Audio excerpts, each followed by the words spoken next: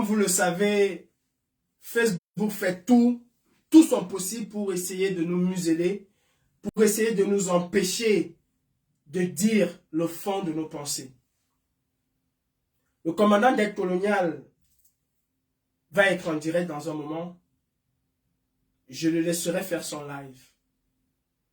Mais je tenais absolument à aller au bout de ma pensée, à dire ce que j'avais à dire.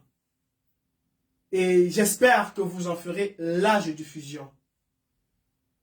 Nous avons fait croire aux Camerounais que nous sommes incapables de nous parler, de nous décrocher au téléphone quand nous nous appelons respectivement.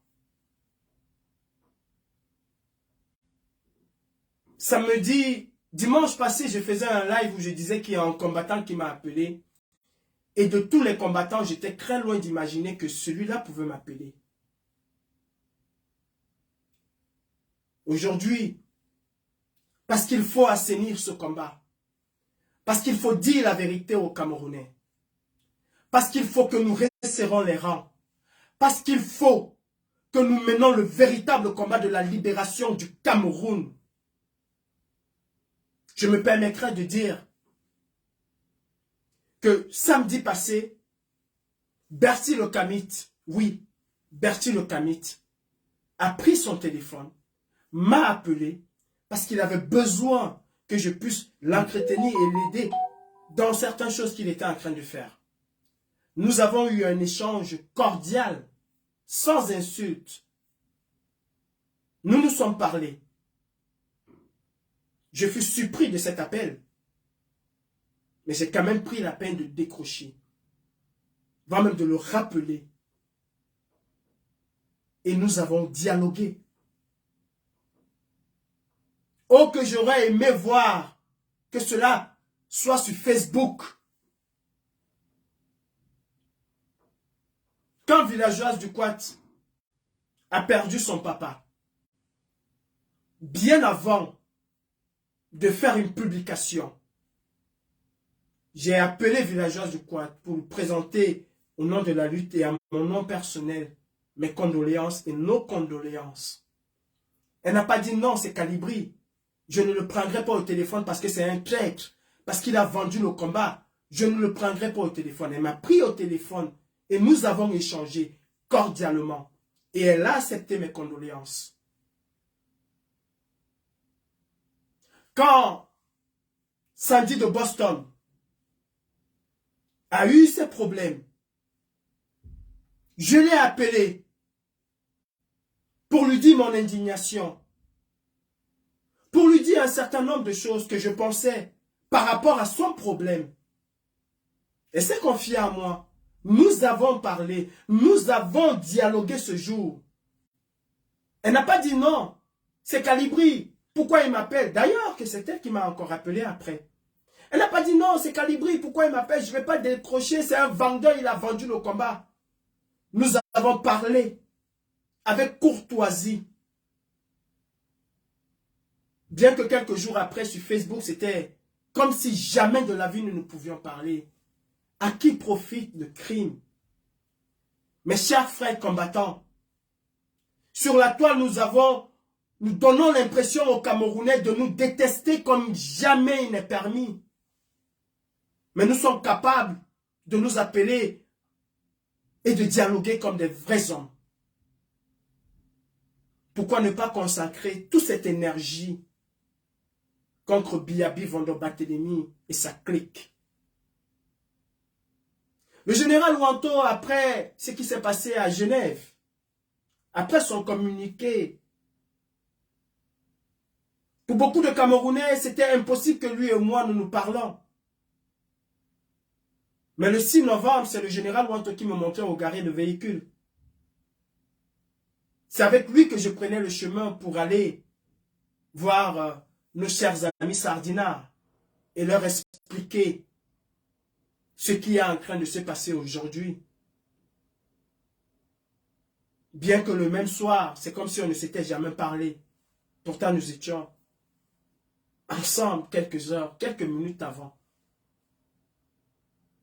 Est-ce que nous menons le combat pour la libération du Cameroun? Ou alors est-ce que nous menons le combat pour choquer, casser les fémurs, les sternums? Chacun de nous doit réfléchir. Avant toute chose, il ne faut pas que nous oublions que les véritables combattants, ce sont les Camerounais du 237. Car nous nous battons pour qu'un Cameroun libre, indépendant, puisse voir le jour. Et ce combat n'arrivera jamais d'un seul côté. La diaspora a une capacité financière, certes, mais la diaspora ne peut pas renverser la dictature. Elle peut tout au moins la dénoncer. Et n'oublions pas que ceux qui ont les moyens et les capacités de renverser la dictature sont les Camerounais du 237. Et c'est au Cameroun que nous devons consacrer toute notre énergie, toutes nos énergies en direction des Camerounais. Car nous leur devons la vérité. C'est à eux de prendre cette responsabilité. Nous avons déjà pris les nôtres en dénonçant ce système, en mettant ce système mal à l'aise. Mais ce n'est pour eux qu'un incident de parcours. Car les vraies personnes qui craignent, ce sont les Camerounais. Mes frères combattants, Caporal Grillé, combien de fois je t'ai appelé, bien que tu as refusé de décrocher. J'étais émerveillé quand je te voyais devant l'hôtel Intercontinental. En ce moment, tu dénonçais Paul Biya, le dictateur. Tu dénonçais les problèmes fondamentaux que vivent les Camerounais. Orientons la lutte pour le 237. Orientons la lutte pour la libération du Cameroun. Et mettons de côté nos envies, qui sont légitimes d'ailleurs, politiques. Car pour y arriver, nous devons d'abord abattre l'ours. Parce qu'on ne vend jamais la peau de l'ours sans l'avoir abattu. Pour que demain, pour celui qui voudra être député, maire, ministre, secrétaire d'État, j'en sais rien d'autre, ou quoi encore, puisse voir son rêve un jour se réaliser. Nous avons une barrière immense qui s'appelle la dictature. Commandant d'aide coloniale, je te présente mes excuses. J'ai pris sur ton temps, mais il fallait faire cette sortie. Pour finir, j'appelle toute la corporation des journalistes du Cameroun à faire une grève. J'appelle tous les corps de métier du Cameroun à faire une grève. Il est temps que les Camerounais descendent dans la rue. Si tu veux véritablement que le Cameroun change, n'oublie pas que tu as une seule option. C'est dans la rue. Et pour cela, il faut des milliers et des milliers de Camerounais, comme un seul homme, dans toutes les rues du Cameroun. Et vous verrez que ces gens partiront d'eux-mêmes.